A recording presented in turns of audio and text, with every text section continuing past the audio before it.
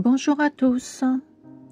Allez, c'est reparti. Nous sommes aujourd'hui le dimanche 12 novembre 2023 et on a repris la route ce matin.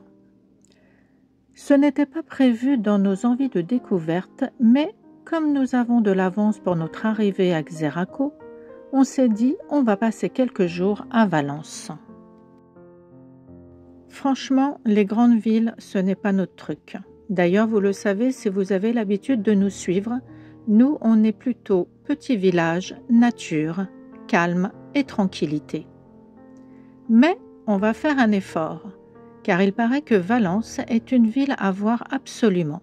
Alors, eh bien go, on y va. Pour son histoire, Valence est dotée d'un patrimoine architectural remarquable. La ville est notamment connue pour sa cité des arts et des sciences, également par son port, qui est le premier port de marchandises en Espagne et le premier port à conteneurs de la Méditerranée. Valence est également renommée pour ses phalas, qui ont lieu en mars. Elle est à l'origine de diverses spécialités gastronomiques, dont la plus connue, bien évidemment, c'est la paella. Pour être au plus près, on a décidé de nous arrêter dans l'aire de camping-car, le Nobadic Valencia Camping-Car, qui est situé à plus ou moins 10 km de Valence en vélo, ce qui nous convient très bien, car franchement, on n'a pas trop envie de prendre les transports en commun.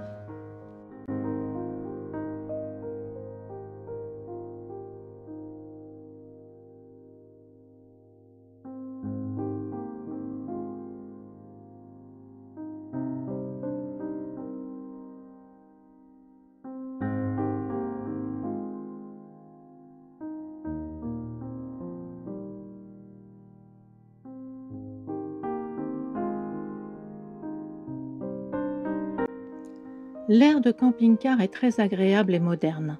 Nous avions réservé pour être sûrs d'avoir une place et on a bien fait car il y a du monde. Les tarifs en fonction de la longueur de votre camping-car varient entre 16 et 18,50 € sans électricité. Je vous invite à voir les détails sur leur site internet. À la réception, vous aurez toutes les infos pour vous rendre à Valence, en vélo ou en transport en commun. Vous pouvez également sur place louer des vélos.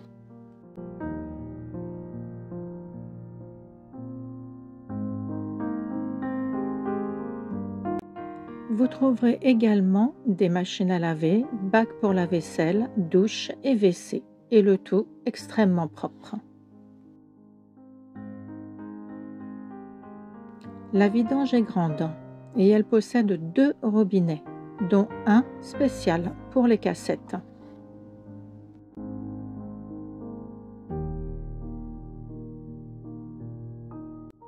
Le lendemain, on part à vélo, direction Valence bien sûr. Bon, la piste cyclable jusqu'à Valence, je dis ok, mais arrivé aux portes de la ville, c'est un bazar sans nom. Il faut partager les pistes cyclables avec les piétons, les trottinettes électriques, les poussettes, bref, tout le monde fait un peu ce qu'il veut.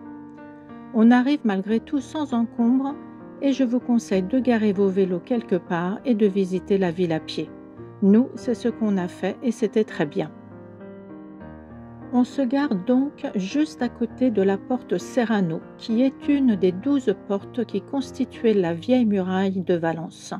Celle-ci protégeait la ville contre les attaques, mais elle était aussi utilisée pour les cérémonies et comme une entrée officielle pour les ambassadeurs et les rois. Aujourd'hui, vous pouvez passer en dessous et si vous en avez envie, monter en haut pour regarder la ville.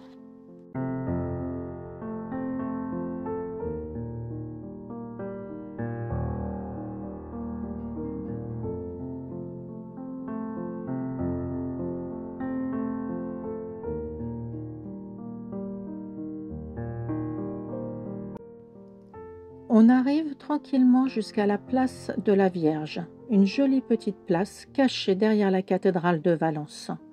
Au centre se trouve la fontaine de l'eau et des canaux, qui représente le fleuve Turia, qui est aujourd'hui à sec, d'où son importance passée pour la région de Valence.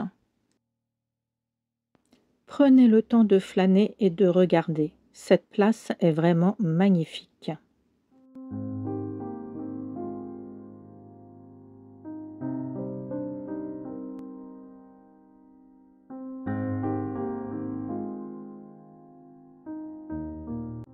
C'est ici, sur cette place, qu'on trouve la basilique des Désemparés.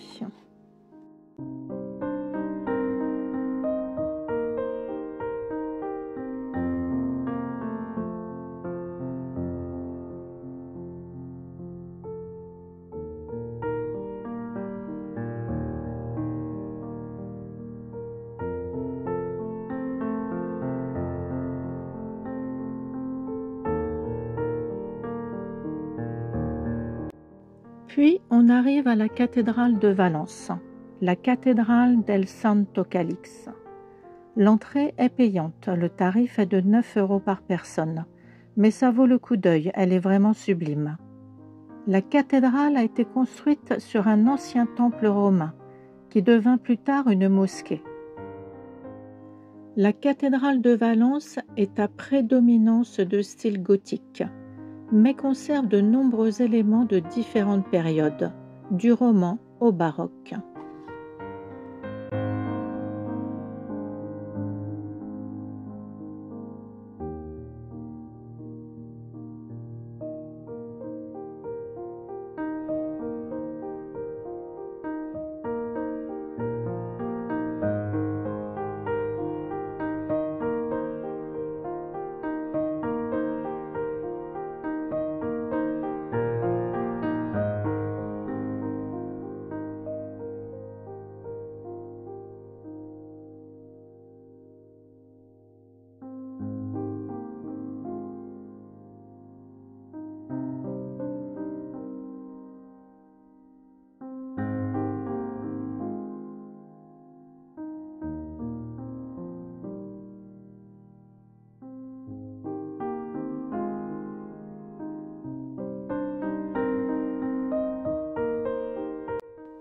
Elle abrite des œuvres picturales les plus importantes de la première Renaissance espagnole, ainsi que des peintures exceptionnelles.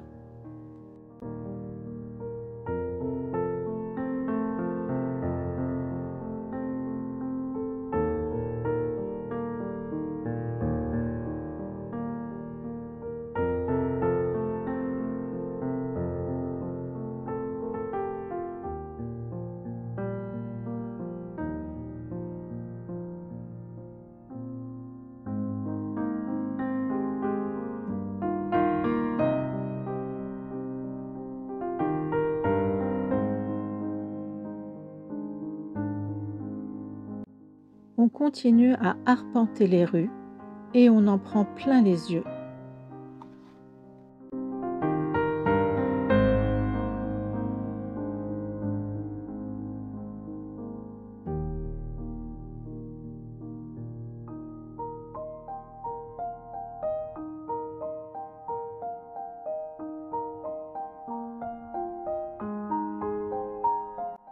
Puis on arrive du côté du marché central. Ici, un peu comme partout ailleurs, il y a du monde. On est en fin de matinée et tout le monde s'active à faire ses courses. Le marché central fut construit à l'origine en plein air et après 10 ans de travaux, il a été inauguré au cours de l'année 1928. C'est le plus grand marché de produits frais d'Europe. Il est situé dans l'un des bâtiments les plus emblématiques de la ville. Sa surface est de plus de 8000 mètres carrés et compte plus de 1200 stands. Quand on rentre à l'intérieur du marché central, la première chose qui nous frappe, ce sont les odeurs. Tout se mélange, mais c'est très agréable. Les étals sont très garnis et font vraiment envie. Pensez, pendant que vous sillonnez les allées de ce marché, à lever les yeux pour regarder cette architecture admirable.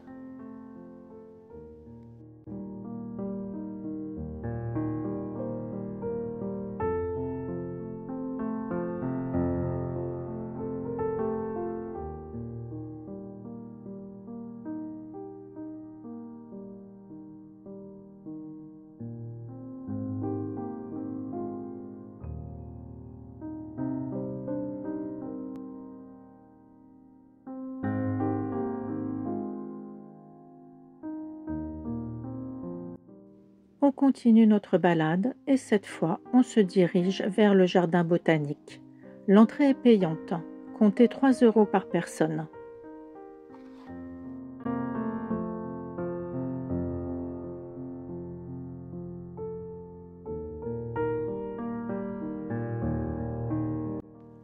Mais alors, quand vous rentrez dans ce jardin, tout est calme et douceur. Vous entendez que le bruit des oiseaux et des perruches. Ça fait un bien fou après tout le tumulte du centre-ville de Valence.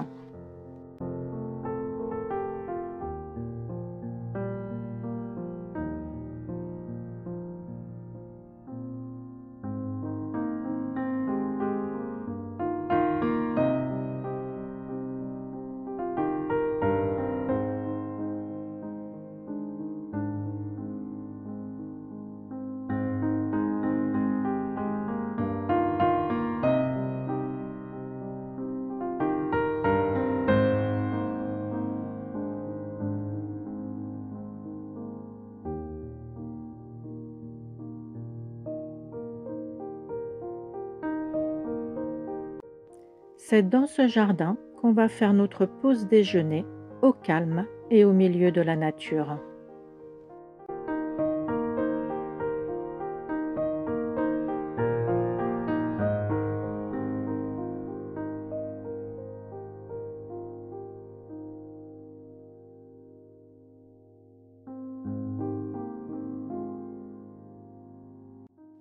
Je vous laisse découvrir ces quelques images bien reposantes.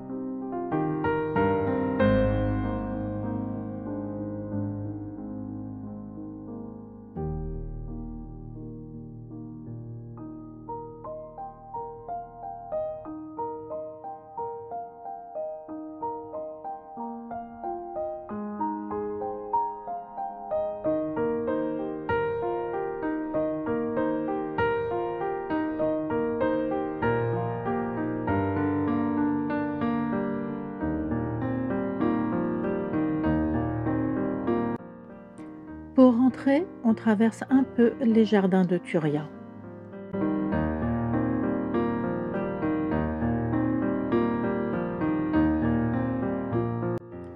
Son nom vient de son fleuve, le Turia, qui a été détourné dans les années 1960, à la suite de la grande inondation de Valence de 1957.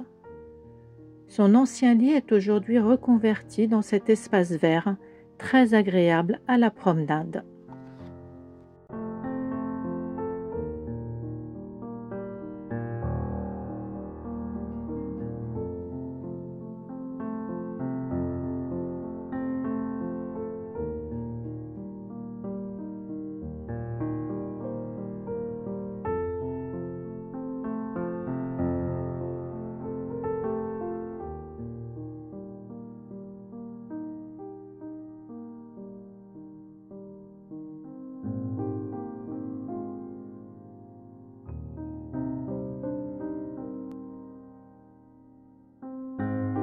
Voilà, nous avons retrouvé nos vélos et nous allons tranquillement retourner jusqu'à l'aire de camping-car. C'est ici que se termine notre visite de Valence. Franchement, les monuments sont très beaux et c'est à voir au moins une fois. Si la vidéo vous a plu, pensez au pouce en l'air, au petit commentaire si vous en avez envie comme toujours, et si vous voulez en découvrir encore plus, eh bien, abonnez-vous. À très bientôt.